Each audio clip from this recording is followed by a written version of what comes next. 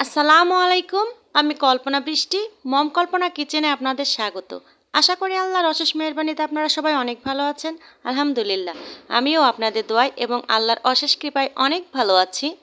দেশ থেকে এবং দেশের বাইরে থেকে যে সমস্ত ভাই বোনেরা আমার এই ভিডিওটি দেখছেন বা দেখবেন, সবাইকে আন্তরিক শুভেচ্ছা এবং অভিনন্দন। দেখতে পাচ্ছেন বন্ধুরা, আজও কিন্তু নতুন একটা রেসিপি নিয়ে এসেছি।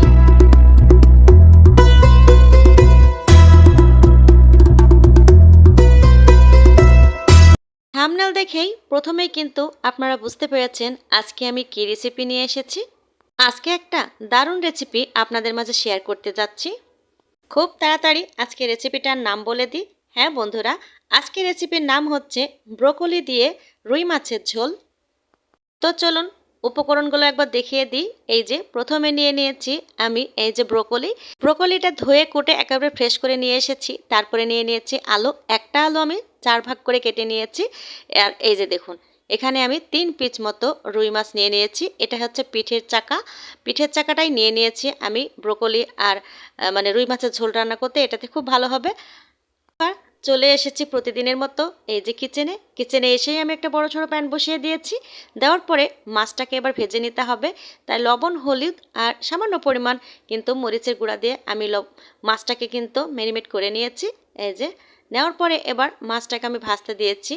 এই যে এক পাশ হয়ে গিয়েছে, উল্টে দিয়েছিলাম আপনাদের অগোচরে অফ ক্যামেরায়। আবার এই যে আরেকটা পাশ কিন্তু আমি উল্টে দিয়েছি। এবার আমি মাছটা ভাজা হয়ে গিয়েছে, তাই উঠিয়ে নেব। এই যে দেখুন মাছটা আমি কেমন পরিমাণভাবে মচমচে করে ভেজেছি। বেশি কিন্তু একেবারে কড়া করেও ভাজিনি বা নরম করেও ভাজিনি। এবার আমি এই যে আলুটা কিন্তু দিয়ে দিলাম, আলুটাও ভেজে নেব। আমি আলুর সঙ্গে কিন্তু হলুদ মিশাই নাই, কেননা তেলের সঙ্গে কিন্তু আমি অনেকটা পরিমাণে কিন্তু হলুদ আছে দেখেই আলুটা আমি শুধুই দিয়ে দিয়েছি। এই যে দেখুন আলুটাও ভাজা হয়ে গিয়েছে। এ পর্যায়ে আমি এই তেলের ভিতর আরও কিন্তু আমি সরিষার তেল দিয়ে নিয়েছি। আজকে রান্নাটা কিন্তু সরিষার তেলেই হবে। সরিষার তেলটা দেওয়ার পরে আমি আধা চামচ মতো কালো জিরা দিয়ে নিয়েছি, আর এই যে একটা তেজপাতা।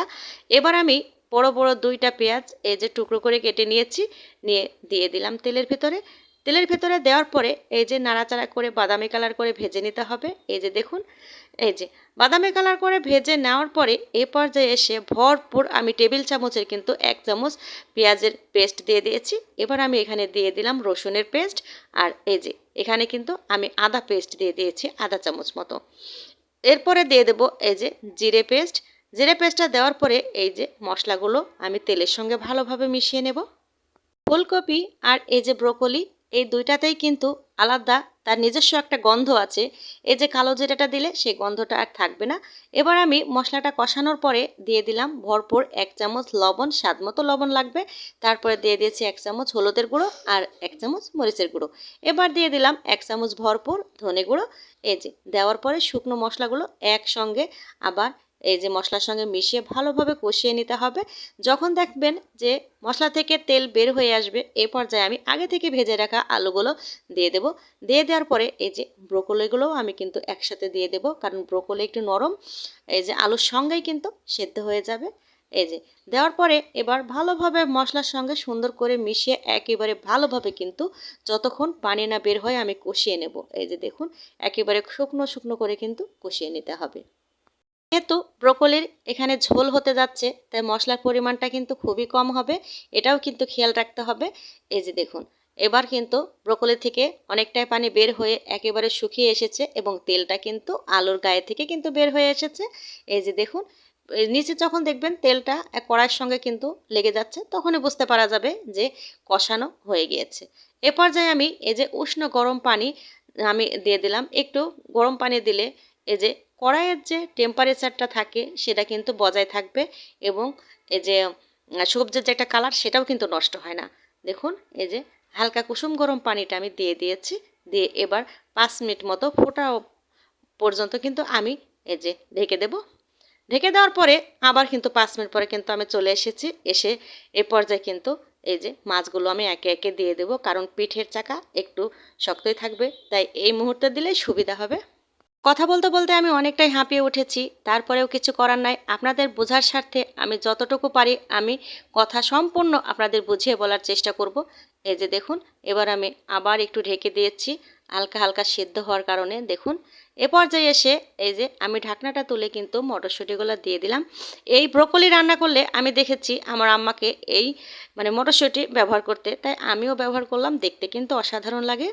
আর এই যে রান্নার শেষ পর্যায়ে এসে এই যে বড় টেবিল চামচের কিন্তু আমি 1 চামচ এই যে ভাজা জিরে গুঁড়ো কিন্তু আমি দিয়ে দিয়েছি। এটা ছাড়া আমার রান্না শেষ হবে না, কারণ এইটা আমরা খুবই পছন্দ করি। কুষ্টিয়ার মানুষ ভাজা জিরে ছাড়া তরকারি কিন্তু আমাদের সমাপ্তি হয় না। এই যে দেখুন, যেহেতু আজকে রেসিপিটা একটু ঝোল হতে যাচ্ছে, তাই আরও 5 মিনিট আমি নিভু নিভু চুলায় রেখে দেব, তাহলেই কিন্তু হয়ে যাবে এই যে রুই মাছ দিয়ে ব্রোকলি রান্না। এই যে দেখুন কেমন হয়েছে, আপনারা দেখেছেন অসাধারণ কিন্তু একটা কালার এসেছে। এই যে ব্রোকলির গায়ের যে সবুজ যে একটা কালার, সেটা কিন্তু বজায় আছে, আলুর কালারও বজায় আছে, মাছের কালারও বজায় আছে। দেখুন অসাধারণ কিন্তু একটা সবুজ আর হলুদের মাঝখানে একটা কালার এসেছে। দেখুন দারুণ কিন্তু কালারটা হয়েছে। এইভাবে ব্রোকলি দিয়ে রুই মাছের ঝোল এখনও যারা রান্না করে খেয়ে দেখেননি, অবশ্যই আমার এই রেসিপিটা দেখে একবার হলেও ট্রাই করবেন কেমন হয়েছিল। আমার ভিডিওগুলো দেখে একজন ভাই বোনও যদি একটু হলেও কিছু শিখতে পারেন, নিজেকে আমি অনেক ধন্য মনে করব।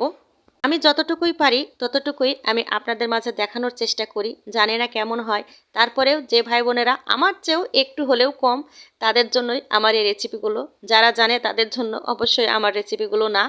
আসলে রান্নাবান্না খুব কঠিন, তাই ছোটবেলা থেকে যদি রান্নার কিন্তু একটা নেশা বা আগ্রহ, এটা যদি মানুষের ভেতরে না থাকে, আমরা কেউ বলেও কিন্তু কাউকে শেখাতে পারবো না। তাই মনোযোগটা অবশ্যই থাকতে হবে রান্নার ভেতরে। রান্না কিন্তু খুবই একটা কঠিন জিনিস ভাই ও বোনেরা, সেটা কিন্তু আপনাদের মনে রাখতে হবে। তাই যারা আমার এই ভিডিওটি দেখবেন বা দেখে ভালো লাগবে, অবশ্যই একটা লাইক দিয়ে যাবেন। একটা লাইকের সঙ্গে অবশ্যই একটা সাবস্ক্রাইব করবেন। সাবস্ক্রাইব করার পরে পাশে থাকা বেল বাটনটা অবশ্যই প্রেস করবেন। আজকের মতো এখানেই রাখবো। আল্লাহ হাফেজ, আসসালামু আলাইকুম।